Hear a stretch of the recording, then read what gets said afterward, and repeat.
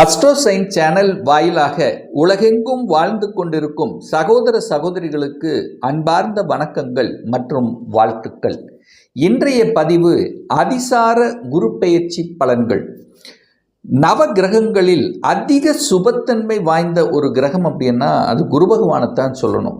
அப்போ குரு பகவான் என்றாலே நம்ம நினைவுக்கு வருவது தனக்காரகன், பணத்தை குறிக்கக்கூடியவன். குழந்தைகளுக்கு காரக கிரகம் குரு பகவான். அனைத்து விதமான சுப காரியங்களுக்கு சொந்தக்காரர்.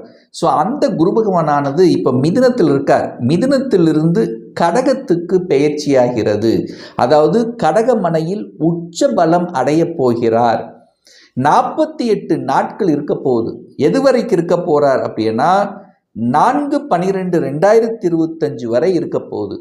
அங்கே குரு பகவான் தன்னுடைய சொந்த நட்சத்திரத்தில் பிரயாணம் பண்ணக்கூடிய இந்த காலகட்டத்தில் என்ன மாதிரியான அற்புத பலன்கள், அதாவது குரு அப்படின்னாலே ஒரு நல்ல தன்மை, நல்ல குணங்களை கொடுக்கக்கூடிய, தனத்தை கொடுக்கக்கூடிய அந்த குரு பகவானால் என்னென்ன மாற்றங்கள், பலன்கள் என்பதை 12 ராசிகளுக்கும் தனித்தனியே நம்ம பார்க்க போகிறோம்.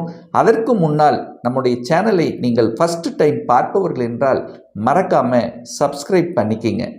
மகர ராசி அன்பர்களே, அதிசார குரு பெயர்ச்சி 48 நாட்கள் 18/10/2025 4/12/2025 வரை கடகமனையில் உச்ச பலம் பெறும் குரு பகவானால் என்ன பல மாற்றங்கள், என்ன மாதிரியான நல்ல யோகங்கள் கிடைக்க போகுதுன்னு பார்க்கும் பொழுது, இந்த மகர ராசி என்பவர்களுக்கு குரு பகவான் யாருன்னா முயற்சி ஸ்தானத்தின் அதிபதி, தைரிய வீரியத்தை கொடுக்கக்கூடியவன், அதே சமயத்தில் 12க்குரியவன், விரயம் முதலீடுகளை குறிக்கக்கூடிய அந்த குரு பகவான் இப்போ உங்க ராசிக்கு 7ஆம் இடம் என்று சொல்லக்கூடிய திருமண ஸ்தானத்தில் போய் அமர்கிறது.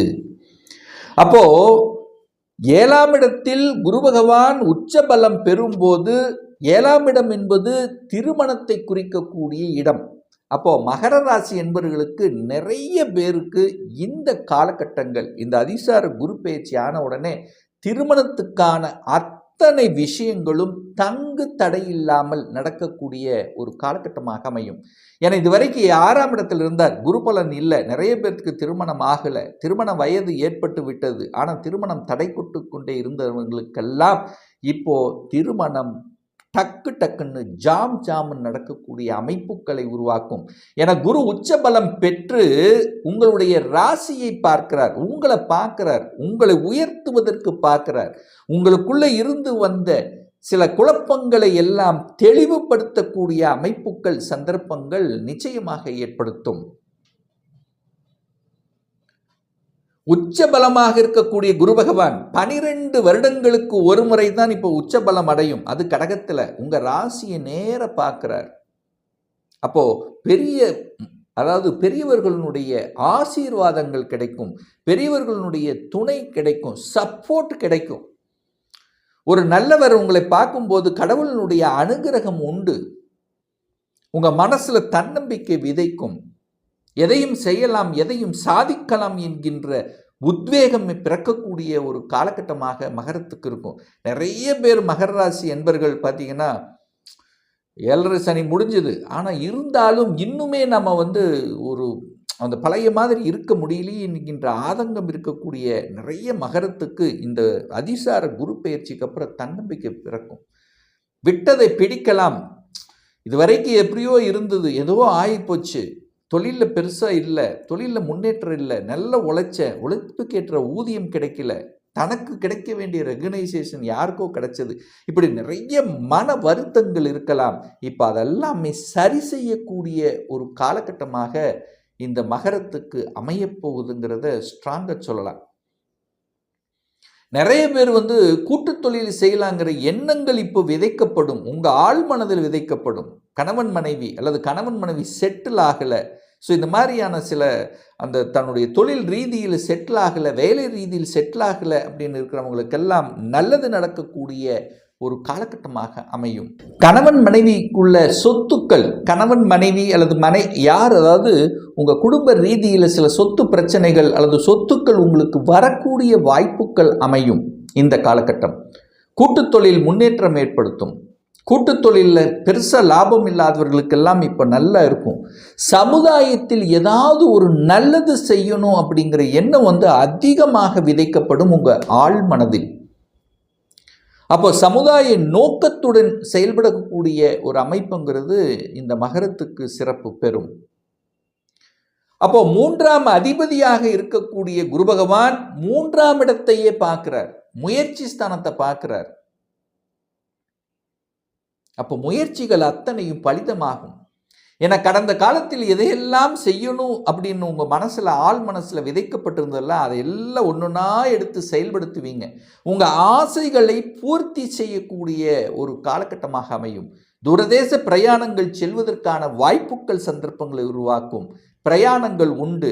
பிரயாணங்கள் மூலமாக நல்லவைகள், வியாபார அனுகூலங்கள், அதாவது வியாபாரத்தில் எதை எப்படி என்ன செய்தால் நல்லா இருக்கும் அப்படிங்கிற அந்த அறிவுபூர்வமாக செயல்படக்கூடிய ஒரு காலகட்டமாக இருக்கும்.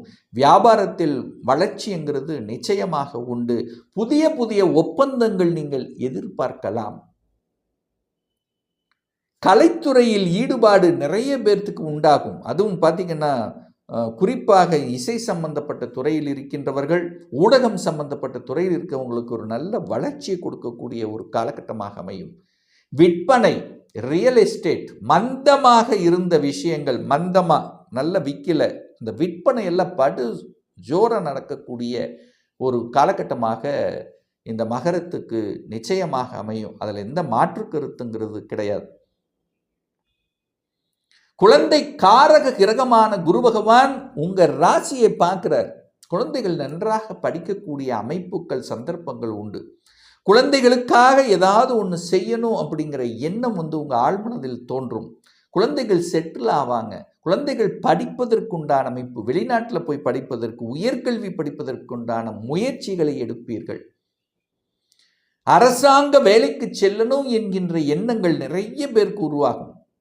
இதுவரைக்கும் அந்த எண்ணங்கள் தோன்றலைன்னா கூட இப்போ பேசாமல் ஒரு கவர்மெண்ட் எக்ஸாம் எழுதி செட்டில் ஆயிடலாமா அப்படிங்கிற எண்ணங்கள் நிச்சயமாக உங்கள் ஆழ்மனதில் விதைக்கக்கூடிய ஒரு காலகட்டமாக அமையும்.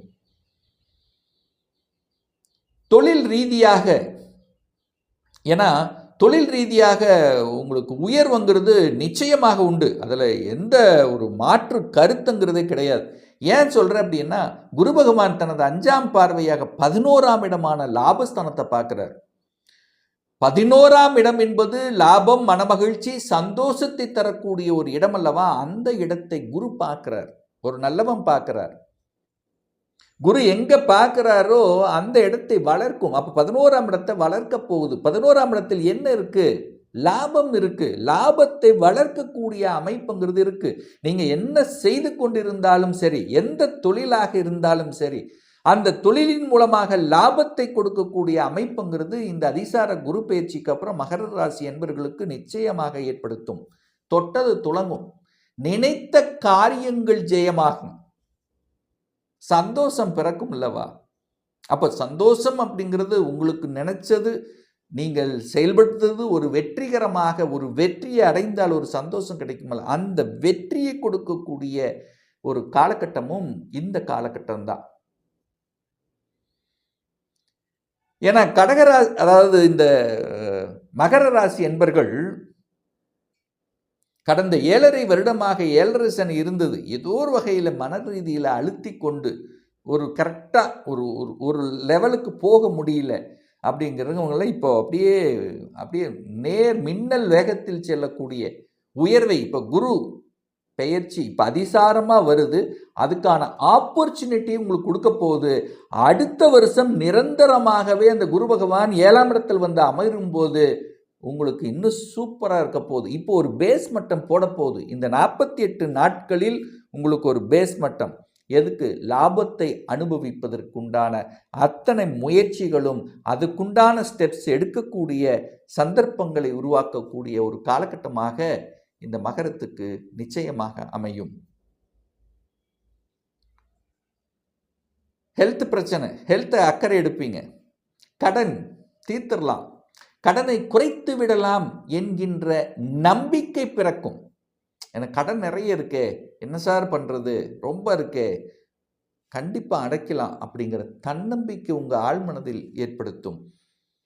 பாக்கியம், குழந்தை பாக்கியம் இல்லாதவர்கள், இந்த மகர ராசி என்பவர்கள் குழந்தை பாக்கியத்துக்காக யாரெல்லாம் போராடி கொண்டிருந்தீர்களோ அவர்களுக்கெல்லாம் நல்ல பலன், நல்ல செய்தியை கொடுக்கக்கூடிய ஒரு அற்புத காலகட்டமாக அமையும்.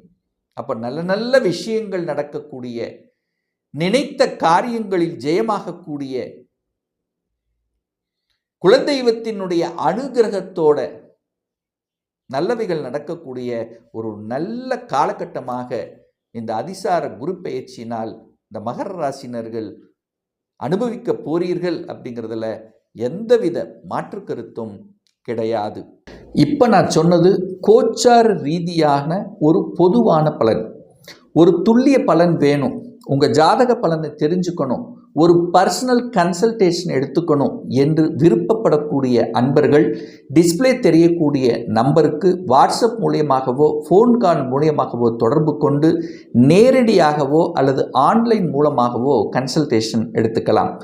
நம்முடைய அலுவலகம் கோயம்புத்தூரில் அமைந்துள்ளது. அதாவது கோயம்புத்தூரிலிருந்து மேட்டுப்பாளையம் செல்லும் வழியில் வெள்ளக்கிணர் பிரிவுக்கு அருகில் அன்னபூர்ணா ஹோட்டலுக்கு பக்கத்தில் அமைந்துள்ளது. பிரியர் அப்பாயின்மெண்ட் வாங்கிட்டு நேரடியாக கன்சல்டேஷன் எடுத்துக்கலாம்.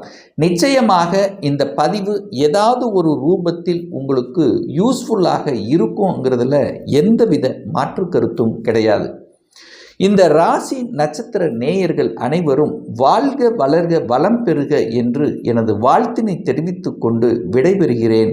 நன்றி, வணக்கம், வாழ்த்துக்கள்.